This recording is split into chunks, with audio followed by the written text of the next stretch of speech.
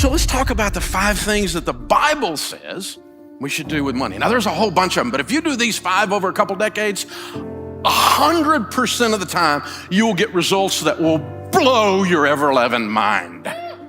100% of the time. Because let me just tell you, if you plant corn, don't be shocked if corn grows. As ye sow, so shall you reap. If you plant nothing and wait on the government, don't be surprised if you have mud. This is how it works. You are in charge of planting, and this is how we do it. The first thing is you get on a written plan. We call it a budget in the financial world. Don't build a tower without first counting the cost, lest you get halfway up and you're unable to finish, and all who see you begin to mock you and say, this man began to build and was unable to finish. Don't build a tower without first counting the cost. My friend Zig Ziglar used to say, if you aim at nothing, you will hit it every time. My friend John Maxwell says, a budget is people telling their money what to do instead of wondering where it went. Winning is an intentional act. When the Super Bowl is over and the little reporter runs over and says, how did you win? The guy never goes, I don't know. I just got off the bus and this thing happened.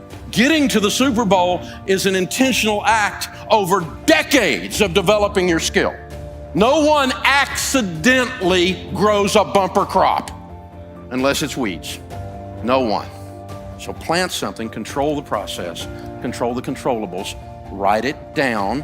This is my plan. I'm gonna take care of my own household first, and we're gonna live this plan out, and we're gonna do this thing. It changes everything. The second thing is you need to get out of debt.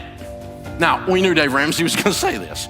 That's a fairly predictable thing coming out of my mouth. But here's the deal. The borrower really is slave to the lender. The rich rules over the poor, and the borrower is slave to the lender. I've experienced that. I lost everything because I let other people have control over my life. You know what that's called? A master. Well, Dave, I don't know if I agree with all your theories about debt. It's America. You have the right to be wrong. My old pastor used to say, a man with an experience is not at the mercy of a man with an opinion. I've led more people out of debt and into wealth than anybody breathing on the planet today. And I'm not bragging. I just showed them how to do it. And so we're going to get out of debt because it's no fun trying to be married like this, right? This is crazy, you guys. We're walking through our lives where all the money comes in, all the money goes out, and only the names are changed to protect the innocent. We make tons of money and we have none, and we can't figure out why. I know why. You gave it all to a financial system that's designed to take it from you. You surrendered it. And we've got to stop. So I quit borrowing money, period, for anything, for any reason. And this weird thing happened when I didn't have any payments and I made an income. I had money. It was so strange. And then when I got money and I bought an asset that created income that I paid cash for, I got to keep all that. There was no payment, except for what the government takes, but I mean, there was no payment. It was an amazing experience. And the first few years were tough because, there's stuff I wanted to do and I didn't have the money. And I had to learn this magic ancient word called no. Most people don't know this word. You press your tongue towards the roof of your mouth, you release air. No. It's tough. So, what I did was we got the scissors out and we said, no more. I'm not going to play you guys' game anymore. You don't have any credit cards? No, not for 38 years. Well, 30 years. That's when I went bankrupt. They wouldn't give me one at first. And then later, after they would give me, I didn't want it because I had learned this stuff from the Bible. And this is my wallet. Green president's faces, 4 pieces of plastic, my debit card on my business, my debit card for my home, my driver's license, and my handgun carry permit. A guy called me on the radio and he's like, you're gonna kill me. My truck payment. I said, how much is your truck payment? $763. You have a $700 truck payment? Yeah. I said, how much is your house payment? I live in a double wide, $550. I said, dude, if your truck payment is bigger than your house payment, you might be a redneck. The borrower is slave to the lender. You gotta sell that truck, dude. It owns you. You don't own it. It sounded good at the time. And you and I both know the reason you called me is you just wanted somebody else to say it out loud with you, who's also done stupid, because I know what stupid looks like. Son, that's stupid. That truck's got to go. You're saying I got to sell my truck? I said, what'd you just say? Of course I said you sell your truck. Thing owns you, man. This is crazy. Get you a truck that you can own instead of it owns you. This is just crazy. The third one surprises people, and that's foster high-quality relationships. The Bible says, be not deceived. Evil company corrupts good habits. Did you know you become who you hang around with? Studies say that your 10 closest friends over the next decade, your income will be within 10 to 15% of the average of your 10 closest friends. And some of you are going, I need some new friends. Well, maybe. I mean, you don't let your little son, your little Johnny run around with a weed head down the street, because you know if you do, he's going to turn into a weed head, right?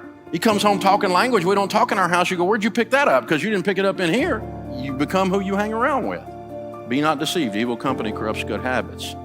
So hang out with generous people and you will be generous people. Hang out with people who treat their wives with respect, men, and you will find men who treat their wives with respect, and you'll start treating yours that way. It's an amazing thing that happens.